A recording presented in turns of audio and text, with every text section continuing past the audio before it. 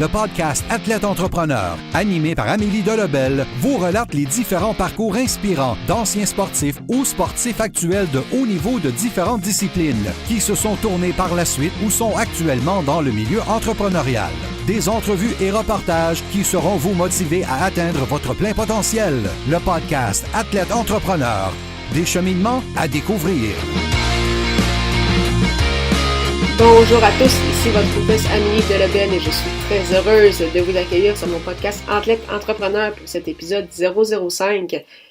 Athlète Entrepreneur est un podcast qui a pour but de motiver les athlètes ou anciens athlètes qui souhaitent se lancer en affaires. Pour cet épisode, je discute avec un ancien joueur de hockey professionnel et actuel entraîneur-chef ainsi que directeur général des Inuks du Cégep de Granby de la Ligue de hockey junior 3A du Québec, Patrice Bosch. Le hockey fait partie de la vie de Patrice Bosch depuis fort longtemps déjà. Après une carrière professionnelle en Suisse, Pat Bosch s'est tourné vers le coaching au tout début des années 2000 au niveau junior 3A. Après plusieurs années dans la LHJMQ, il est revenu au niveau junior 3A, cette fois-ci avec les Inuks de Granby où il occupe les doubles fonctions. En plus de son temps avec les Inuks, Patrice Bosch a également sa propre école de hockey, soit Bosch Hockey, qui aide le développement des jeunes hockeyeurs de niveau novice à junior. Il a également travaillé pendant quelques années avec Hockey Canada. Sans plus attendre, je vous laisse à cette entrevue. Bonne écoute!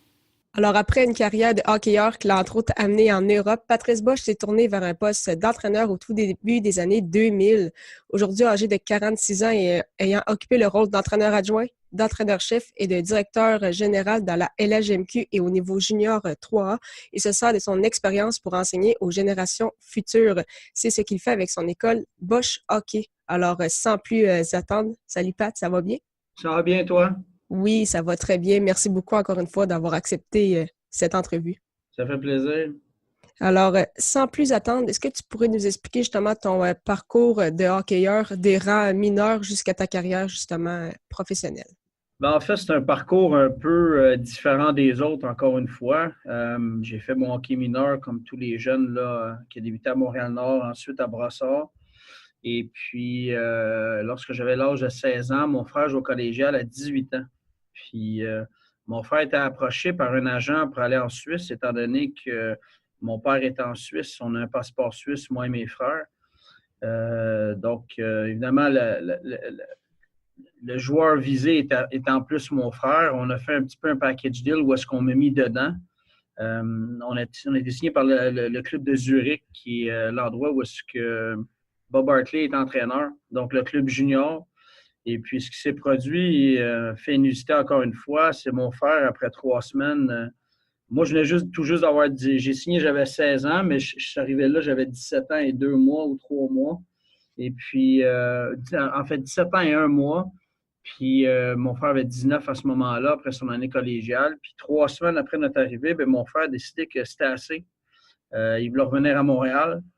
Donc, je me suis retrouvé là tout seul à 17 ans.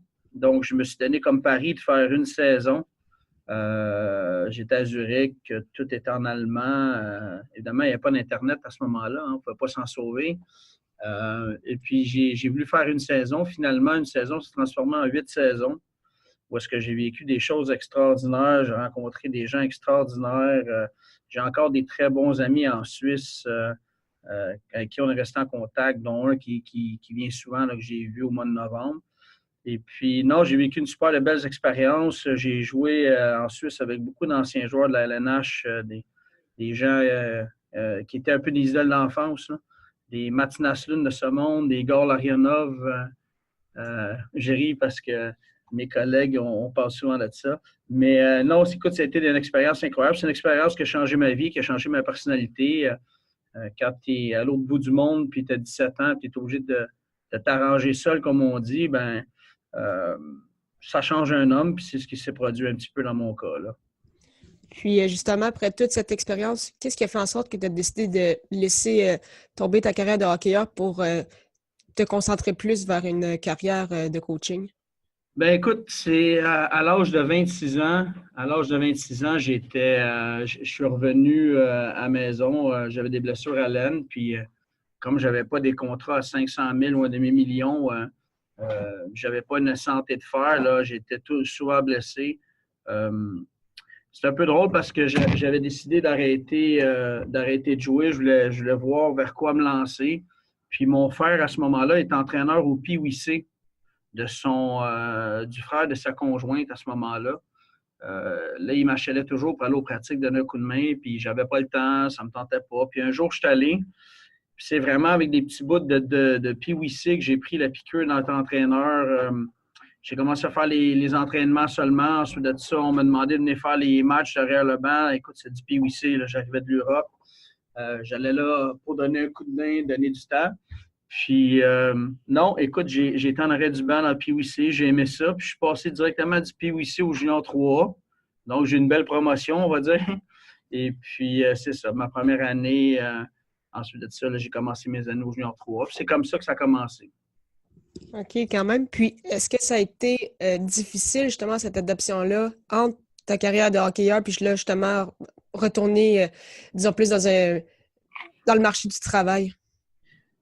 Oui, c'était difficile parce que quand tu es hockeyeur, tu es habitué d'être en groupe toujours, tu es habitué d'être avec les boys, comme on dit. J'ai commencé un emploi à temps partiel chez Sprint Canada dans le temps. Je travaillais à temps partiel, je voulais faire du hockey après avoir commencé avec le PWC. Je cherchais une façon de concilier le travail et le hockey. Mais j'ai eu quand même beaucoup de mal à faire la coupure parce que dans les années qui ont suivi, j'avais quand même des offres dans des ligues inférieures en Suisse dans mes dernières années pour tourner. Avec le temps, je n'étais pas retourné, mais je me pose la question, des fois, je n'aurais pas pu faire une année ou 2 ou 3 de plus, mais en même temps, je pense pas que j'aurais pu faire des années complètes. J'aurais tout le temps les mêmes problèmes là. Donc, à ce moment-là, mais j'ai essayé de faire la meilleure des transitions possibles, ce qui n'était pas évident, là.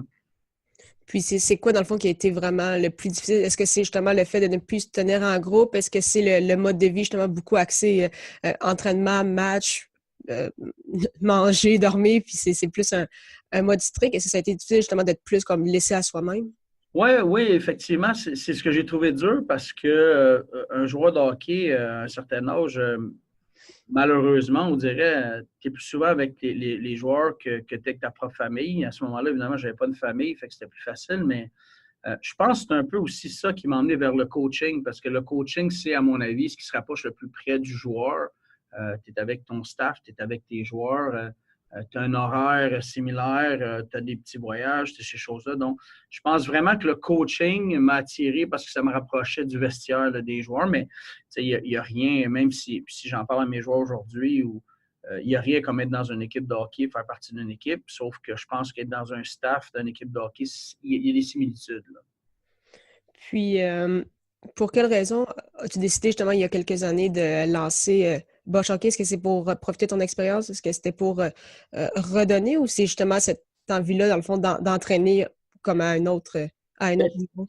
C'est drôle que tu me parles de ça parce que la vraie raison pour laquelle Bosch Hockey a débuté, c'est que moi, j'étais à Chicoutimi à ce moment-là, à Bécomo ma dernière année, puis on revenait l'été avec mes enfants, puis je cherchais à avoir de la glace pour mes enfants l'été parce qu'ils me demandaient de la glace pour patiner.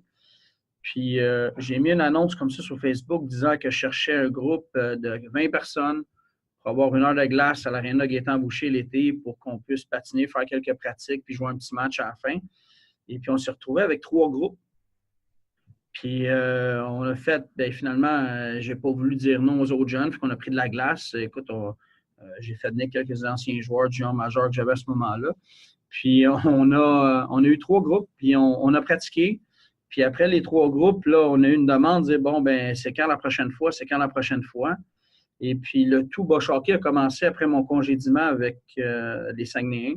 Un peu étant quelqu'un qui a besoin d'un peu de choses qui bougent dans sa vie, j'étais pogné, entre guillemets, au Saguenay, où est-ce que mes enfants étaient encore à l'école. Je ne pouvais pas revenir à Montréal. Donc, on a décidé de partir un site web. On a décidé, moi et mon frère, là, de s'amuser un petit peu en disant qu'on va faire un camp. Alors, on a commencé la première année avec 67 joueurs. Et puis, tu vois, l'an passé, on avait près de 275 joueurs dans des différents groupes. On s'amuse beaucoup. J'ai beaucoup d'amis du hockey qui viennent donner du temps avec leurs enfants. Écoute, les jeunes qui sont chanceux parce qu'ils ont des conférenciers qui sont des pisteurs de la Ligue nationale, du junior majeur. Il y a Gabriel Chicoine qui est venu parler aux jeunes de son cheminement jusqu'au hockey NCAA, Pat Demuy jusqu'au hockey universitaire. On utilise tous les joueurs parce que les joueurs se voient, ces petits bonhommes-là qui viennent l'été avec leur poche au mois de juillet, au mois d'août pour pratiquer. Soit dit en passant, c'est pas que je crois au hockey 12 mois par année. Là. D'ailleurs, on a repoussé ça au mois d'août cette année pour donner une pause aux parents et aux jeunes. Mais non, c'est comme ça que ça a débuté. Puis en même temps, on redonne un peu. Puis on se voit, on voit dans les yeux des jeunes aussi qui arrivent avec leur poche, là, qui sortent de la piscine. Là. J'ai beaucoup de respect pour ces petits bonhommes-là qui viennent pratiquer. Là. Puis, quelle est ta plus belle réussite jusqu'à présent avec ton camp? Est-ce que ça a été un joueur en particulier ou c'est vraiment plus justement le fait de redonner aux jeunes? Ben, de nos camps, on a eu des joueurs, je ne veux pas les nommer, mais j'en ai qui sont passés aux juniors majeurs, d'autres qui ont été juniors 3A. J'en ai beaucoup qui sont au midget espoir maintenant parce qu'on avait des groupes de plus jeunes. Plus grande réussite, il y en a plusieurs. J'ai beaucoup de jeunes qui ont progressé chez nous. Puis des fois, c'est même des jeunes simples lettres qui ont beaucoup progressé, que le jeune est heureux, les parents sont heureux.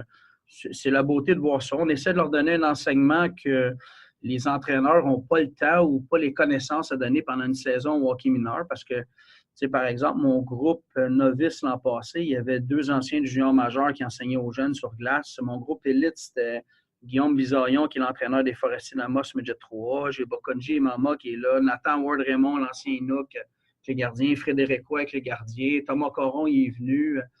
Écoute, j'en ai beaucoup d'anciens qui viennent. Maxime Lamarche du Rocket de Laval est venu. Joël Caron qui est venu aussi. Fait que tous les anciens passent. On dirait que les anciens joueurs se sentent redevables avec leur coach. Fait qu'ils passent faire un tour pour saluer les jeunes. Mais on a beaucoup de plaisir à le faire surtout. Là. S'il n'y avait pas de plaisir, on ne le ferait pas, c'est sûr. Là. Puis, pour conclure, dans le fond, toi, au niveau personnel, c'est quoi tes objectifs pour les prochaines années? Puis, c'est quoi aussi les objectifs avec Bosch Hockey? Bien, c'est sûr que, au point de vue personnel, entraîneur, moi, je veux continuer à faire du hockey, je veux continuer à monter dans le hockey. C'est sûr qu'à chaque fois que j'ai des défis comme celui d'équipe Canada-Est, qui sont des défis immenses, voire même démesurés, mais le fait de passer 3 semaines à temps plein avec d'autres entraîneurs à travers le Canada, travailler avec eux, échanger avec eux, à chaque fois que je fais ça, je reviens puis j'ai comme envie de faire du hockey à temps plein. Je suis bien là-dedans, j'aime être bien entouré, j'aime travailler dans le hockey, j'aime voir mes équipes progresser. Fait que c'est sûr que dans un avenir court terme, moyen terme, j'aimerais retourner au hockey à temps plein. Que ce soit en Europe, que ce soit au junior majeur, je ne le sais pas encore. Une équipe nationale, ça peut être aussi une équipe nationale d'un autre pays. Mais en attendant, j'ai un gros défi qui m'attend avec mes Inuks là, dans cette deuxième moitié de saison. Puis on va se concentrer là-dessus. Pour ce qui est de Bosch Hockey, ben, c'est simplement d'aller au jour le jour, continuer à progresser, continuer à s'amuser, travailler avec les jeunes. On a un projet qui va venir, qui va être annoncé sous peu d'une sorte de caravane Bosch Hockey où est-ce qu'on va aller, exemple, à Sept-Îles, passer 3 jours, donner des cours aux jeunes. Ça, c'est un projet qui va être lancé sous peu. C'est un peu une primeur qu'on se donne là, mais je pense que ça va être un bon projet, ça, pour les associations qui sont à l'extérieur, qui n'ont pas accès, les jeunes, ben, nous autres, on va se déplacer pour eux autres. Fait que c'est un peu mes 2 projets dans ces 2 cas-là. Là. OK, c'est vraiment génial. Mais merci beaucoup, encore une fois, Pat, pour ton temps. C'est vraiment très, très apprécié. Puis, bonne chance pour ta fin de saison et avec tes nouveaux projets. Bien, merci beaucoup. On va se concentrer sur nos Inuks. On a beaucoup de jobs à faire, puis on est très excités avec la deuxième moitié qui s'en vient. Aucun doute. Merci beaucoup. Bye-bye. Bye. Merci beaucoup encore une fois à Patrice Bosch pour son temps et en souhaitant que vous ayez aimé ce 5e épisode officiel d'Athlète Entrepreneur. N'hésitez pas à consulter mon site internet ameliedelobel.com pour écouter tous mes épisodes de podcast et lire mes derniers articles de blog. À dans 2 semaines pour une nouvelle émission.